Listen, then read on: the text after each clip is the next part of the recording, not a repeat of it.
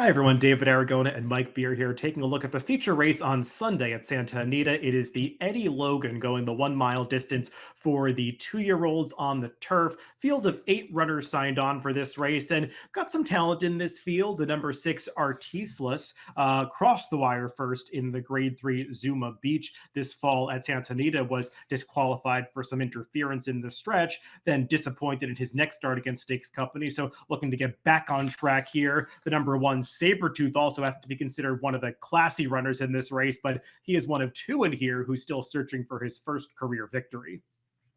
Yeah, both the 1 and the 6 in this race. They already have graded stakes credentials. They both really acquitted themselves well in some tougher races. So I think that they're a logical starting off point for this race, David. We'll see if anybody can jump up here. A lot of lightly raced horses stepping in against them.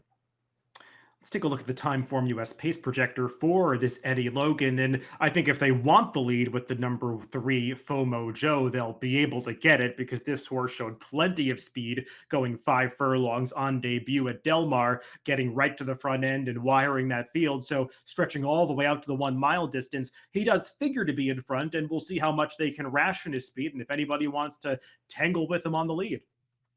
Yeah, see if they let him get comfortable up there or not. I agree with that. I mean, it feels like if they're going to run him here, they almost have to use his speed. He was very fast in his debut, wiring that field, going 5 furlongs.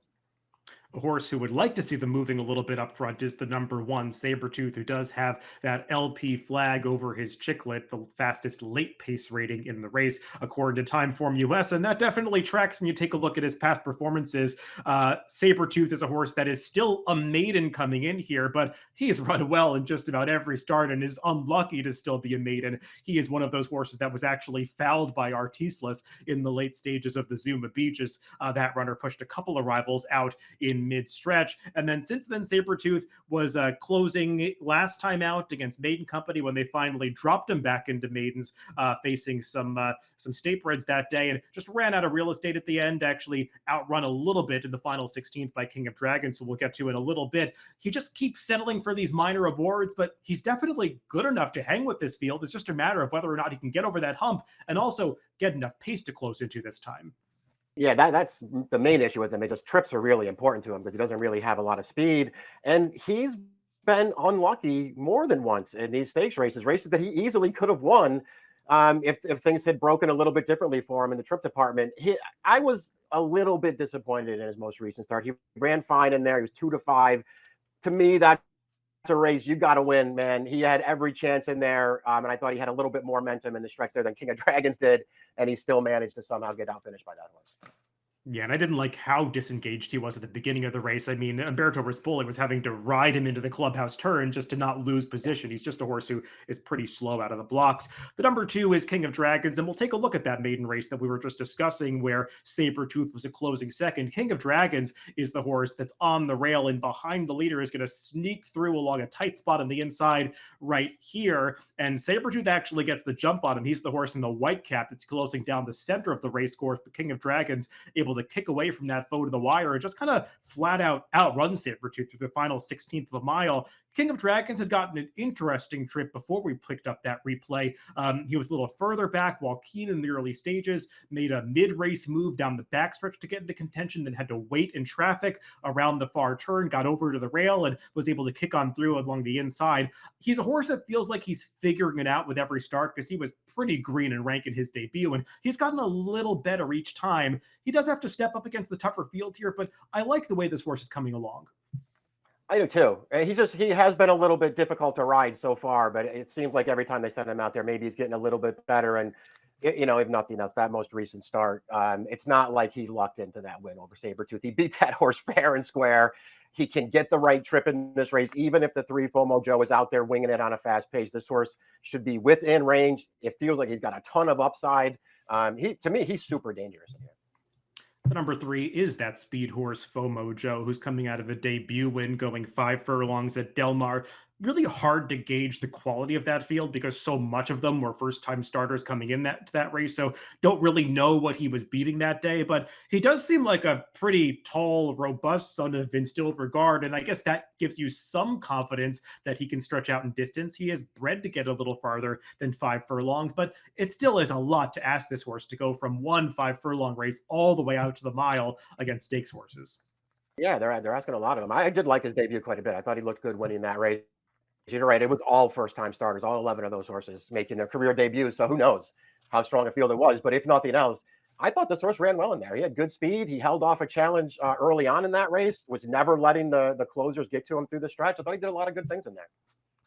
Game Warrior has been a big price in every start so far. Double digit odds each time. He broke his maiden actually at odds of 31 to 1 2 back, going the mile distance at Del Mar. And he did step up against Stakes Company last time in the Cecil B. DeMille and ran okay. Got his best buyer speed figure to date of a 70 and finished in a photo for third that day. But never looked like he was really a threat. And while he's been steadily improving, he doesn't really give me the vibe that he has a lot more upside than what we've seen already.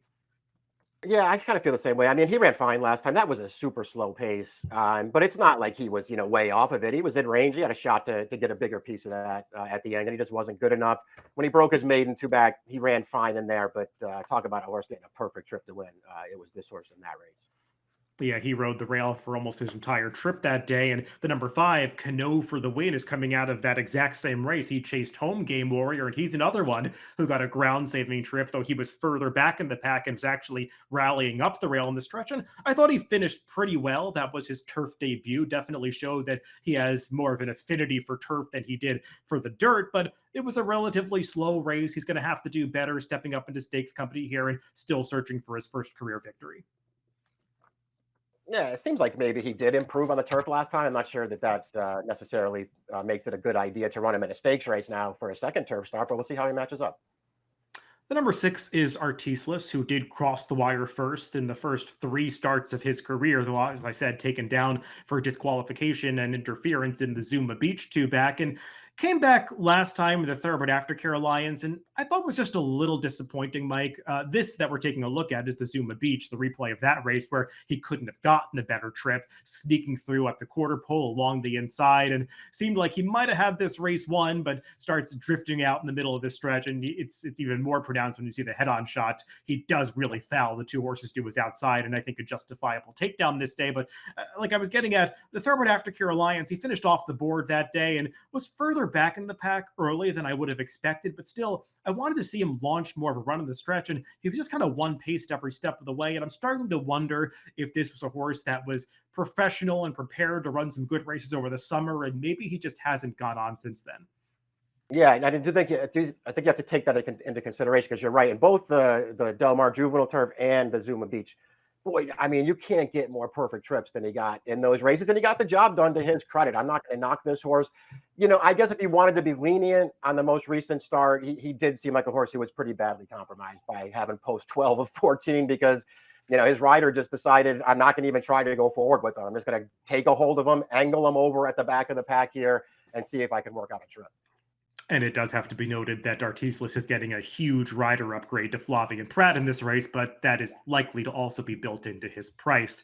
The number 7 is Tis Happy. And I don't know, Mike, I tried to make a small case for this horse because watching that Thoroughbred Aftercare Alliance, this horse got a pretty strange trip that day. He actually broke well and was towards the front early, and it just seemed like Edwin Maldonado, who's typically an aggressive rider, just had no interest in wanting this horse forward and just allowed him to drop back through the pack. Didn't even seem like he was trying to save ground as he just let him drift back and wider as the race went on. So he finished last that day, but he really was never given a chance to run. The problem is you got to go all the way back to his debut when he got the 71 Byron victory to make him even remotely competitive in here. And that was a 5 furlong race. So just wonder if this isn't the right spot to capitalize on the trip from last time. I feel the same way about it because he got a weird trip last time, but then if you're going to give him a little bit of credit for that, then I guess you got to find something to like about one of his other turf races. And it's hard to do. He hasn't really run that well since his debut. The number 8 is Precision, who is kind of the wild card in this field, coming in from overseas, making his first start in the Michael McCarthy barn. He was formerly with trainer Amy Murphy in Great Britain. And this horse went off at a huge price in the debut race at Redcar and ran pretty well that day, traveled strongly into the race and just kind of flattened out at the end, then got onto the all-weather in his next start at Wolverhampton. And again, traveled really well into the race and was able to hold on at the end. Feels like this horse might have some talent based on the replays that I watched. Don't really know what he was facing in those races, but now we'll see if he can do something in Southern California. Yeah, I saw all the same things you did. I thought he actually ran, really promising in his debut. He won that race, I thought, easily last time. I also really appreciated, I know it was a different surface last time, but just liked how handy he was in that race. He had sort of a keen rival sort of race up on his outside early. He was fine. He just let that horse go past him, sat there, took over on the stretch. I don't think he was ever letting those horses catch him late. This horse seems like he has a little bit of talent. Maybe he fits really well with these horses. You surprised to say 3-1 on the morning line on this horse, Mike? I was expecting a bigger price than that. I was too. I'm actually a little disappointed.